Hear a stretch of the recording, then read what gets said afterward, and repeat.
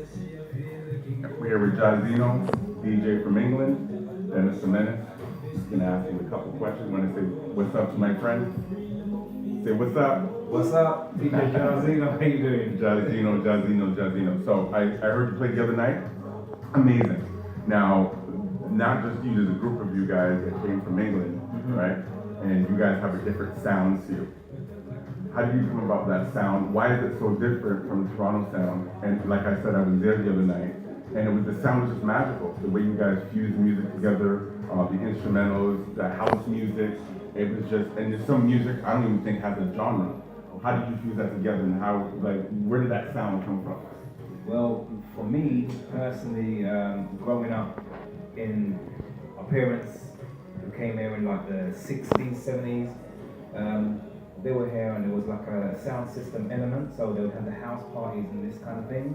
And to enjoy music, they'll be playing genres like lovers rock, the reggae, some of the soul, all these different kind of sounds to enjoy themselves. And I suppose I grew up in that, and then you heard a lot of MCing, which I don't think they do a lot of here in Toronto. And a person will pick up the mic and start riding the mic and this sort of style. So for me personally, I kind of like took all of these sounds and kind of infused them together, especially where it comes to the soul sound. Growing up in the 70s, it was the early signs of hip hop and the kind of the soul, the hip hop, the soul, the R&B, all fused together, and to kind of fix that sound together and come up with a new type of genre. Like now, within the business, we'll be like mixing up music and all that, making it sound totally different, you know. Now, at what age would you classify yourself as a DJ? At what age you say, you know what, I'm a DJ? Well, it's a weird question because I used to do a lot of music for family functions. This is how we started out. My dad being in the music business, following him in his footsteps, you know, you get to say, okay, you can go out and play and do family functions. I think you can say you're a DJ back then because you're entertaining like masses of people. But officially, I would say, okay, going out on a larger scale and going to different countries and playing, it would be from the age of like in the early 20s. Yeah. Now you talk about different countries and DJing in different countries. Now, if I were to come to you as a Russian, as an Indian or whatnot, and said, hey, I want you to DJ for my party, how do you research the music in that genre, and how do you know what to play and what not to play? Well, with technology nowadays, it's very easy. Before, you'd have to kind of obviously sit down and speak to you on a level and find out what your musical taste is.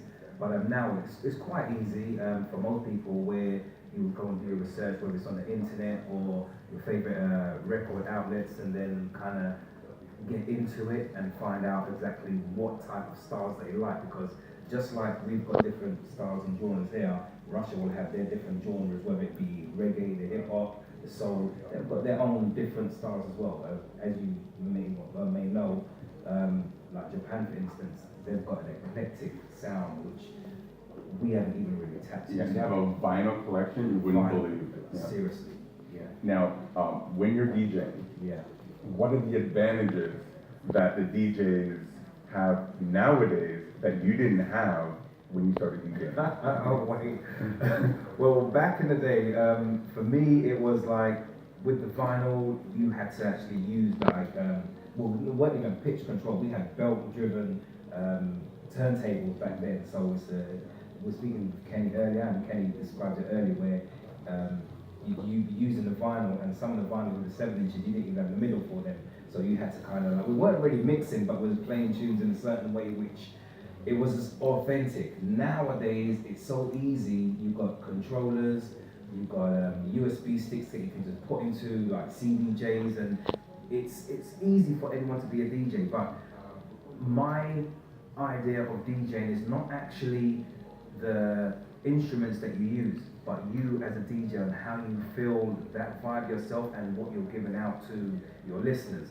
So first point is understanding the music that you've got. And there's a lot of DJs, musicians, selectors that has got an array of music, but it's how you play it.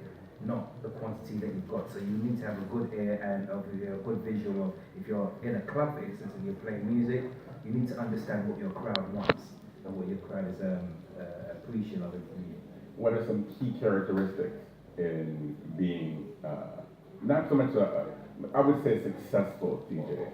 What are some Key characteristics in being a successful DJ is knowing your music, not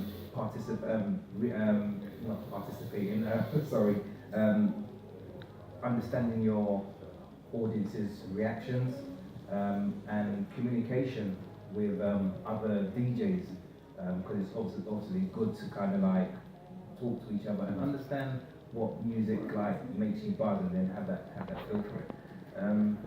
Yeah. So your first DJ experience in Toronto, how did you read the crowd differently than you read the crowd in England? What were some things visually you had to look at that was sort of different, uncomfortable? You know, well, it wasn't even that much different. Wherever I played exactly the same. I start with a particular type of track, so if a DJ has been on before me and he's had that crowd hyped, I may bring them down just a little bit so I can build them back up. Yeah, so I want to create my own ecstasy for that crowd that's out there. So I'll read the crowd and I'll see what type of crowd they are, whether they're melodic kind of soulful crowd or really upbeat, or you might have just a mix. So you go for it and you play a record and you get a reaction. If you don't get a reaction, you maybe need to take it up a notch or bring it down a notch. It's all about just reading the crowd. Mm-hmm. What are some fundamental don'ts never do as a DJ? Okay. Don't come unprepared. Make sure you prepare yourself. And even if you don't, always be prepared. Always be prepared. Organize your set if you can possibly before you go out. Don't let the audience dictate what you're going to play. In other words, request. Yeah, don't let them do that. You're in control. You're the person that's been given that job to please the crowd, and obviously you've been hired for a particular reason on recommendation or whatever it may be. So you should have the ability to deal with that. The moment you let someone else come in and dictate that for you, then you're on to no winner. Now, I saw you play, full of energy. You love the music. Yeah. Is there a time when you play and you're just not really feeling it, regardless? No. You love the music all the time. You play it all the time. All the time. Is there particular songs that you select? Like, is there a go-to song you go to? Okay, I'm gonna go with this one, I'm gonna go with this one, different genre. You just feel the crowd and you play. I feel the crowd. Yeah, it's not about. There's a lot of people that stick to a particular type of set that they may do. Oh, this one works. I'm always gonna do that. It doesn't always work all the way. So you have to mix it up. For me, the first thing I'll go for is the tempo that I'm gonna be playing. Then I'll pick a particular track that I may like, or I think, the crowd needs to hear that, would be hyped or mellow, and I take it from there. Now, the business side of it. Yeah. There's always a business side to it when you get to this level. Mm-hmm. What is one business mistake that you did and you can take back?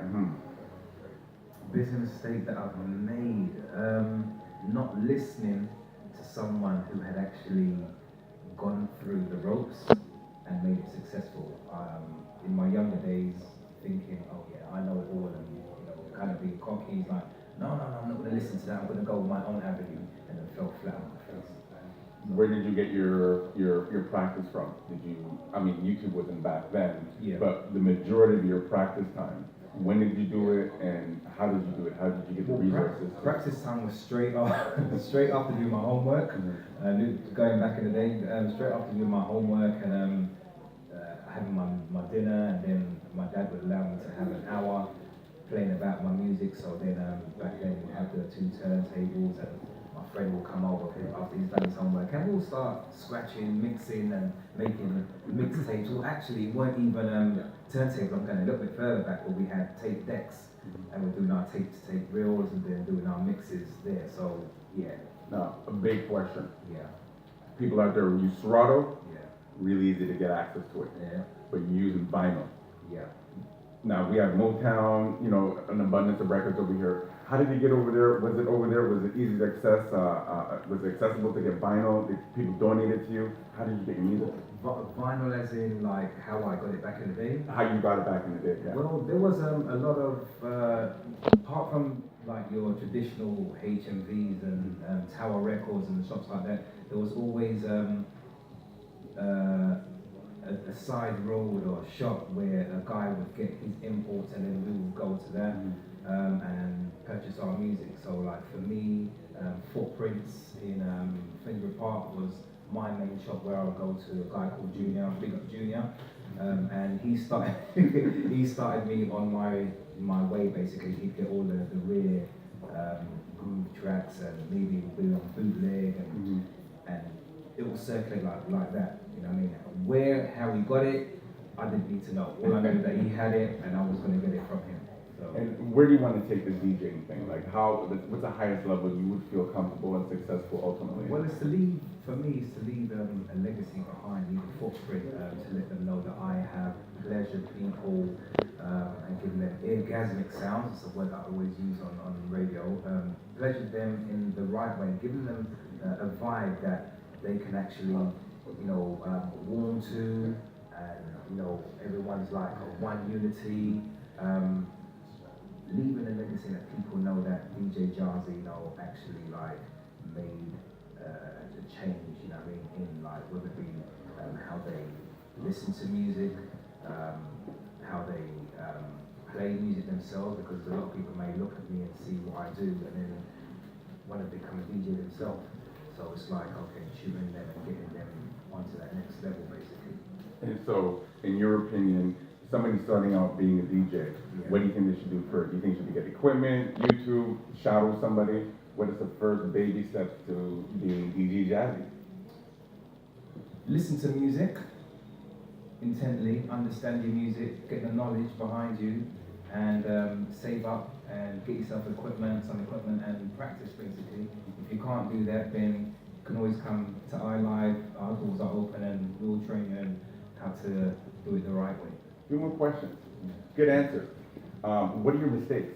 To get to this level, what were some of your hurdles to get to this point? Because I'm assuming getting to this point, you've had some dark moments. People don't see the dark moments because they're just not there. They just see the limelight. What are some of your dark moments or hurdles? I would say some of my darkest moments is, well, one in particular is losing a dear friend of mine, and it kind of made me shun away from the music. And it was a hard hurdle to get over. Sessions will tell you, it's like it kind of hit me hard, and you know, you have obstacles with other things that's going in your life and it kind of puts you in a lull, and then I thought maybe this music thing ain't for me, you know, it kind of sent me on a different trip. But through having a good network and friendship around you, they kind of like will lift you back up and bring you back and say, all right, look, you're good at what you do, you've got a vision, and that vision people are seeing what you're doing and want more of it. So you need to kind of pull together. So without that network, I don't know where I would be like today. And thankfully to them, I'm actually here doing what I'm doing. What does music mean to you, ultimately? If you had to sum it up, what it means to you, what would that blueprint be? It's life. It's like my water that I need to sustain my life. Music is my soul. It's key. It's key to every beat that I do, every walk of my life. It's life. You're a brilliant musical composer. Like I was there watching you and the energy, and you were playing music, like I said, I'd never even heard before. I didn't know that music can go together, you know, you're playing it. And you touched on having an MC DJing. We don't necessarily have that in Toronto, but in England, I'm assuming they do have it. Yeah. How does that amp the party? How does that make you feel that synergy? How does that... It creates an atmosphere that is a second to none. You can listen to the music, and the music is great in itself because there's many fabulous DJs out there that can entertain a crowd and just have the music. But if you add the MC element to it, you become a one with that person, so you can kind of relate. He'll say things, or he'll mention things that, like, oh, that's personal to me. It's like, hey, girl in that black dress, I see, and you start rocking with it. So it's a fusion of the music and the MC, and then, like, when you've got the DJ working with the MC in combination, then it's flawless. People get excited. They go crazy for that. Just keeps the momentum. Yeah. Where can my friends find you? People can find me right here, Jairzinho at lovefreeness.co.uk, or Jairzinho at lovefreeness.com. First of all, spell your name. All right.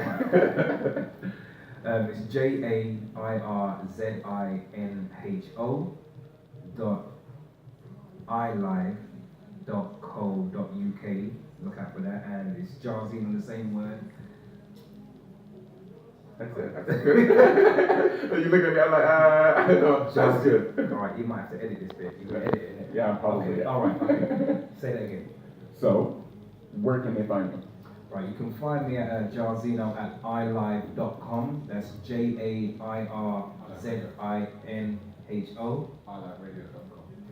Hey, we're gonna do that again. Don't worry about nothing we just said. It's gonna go one more time. Here we go. Where can they find you? Right, you can find me at Jairzinho at iliveradio.com. Yeah, okay, I'll spell it for you. JAIRZINHO at iliveradio.com. All right, so my closing speech is, I'm glad you didn't give up, because without music composers, the music doesn't come to the people. We have to research it, and we don't always have the necessary tools and the technology and the know-how to get to that music. I was there and I saw you with my own eyes, not hearsay. I saw the way you guys crafted everything together, and you brought that English movement like the Beatles bringing it to Toronto, right? So keep doing what you're doing. Again, I'm glad you didn't give up, and that's it. That's my speech. Thanks. Thank you very much. Thanks for having me. Say bye to my friends. Big up Toronto. See you soon. I live. I live. Peace.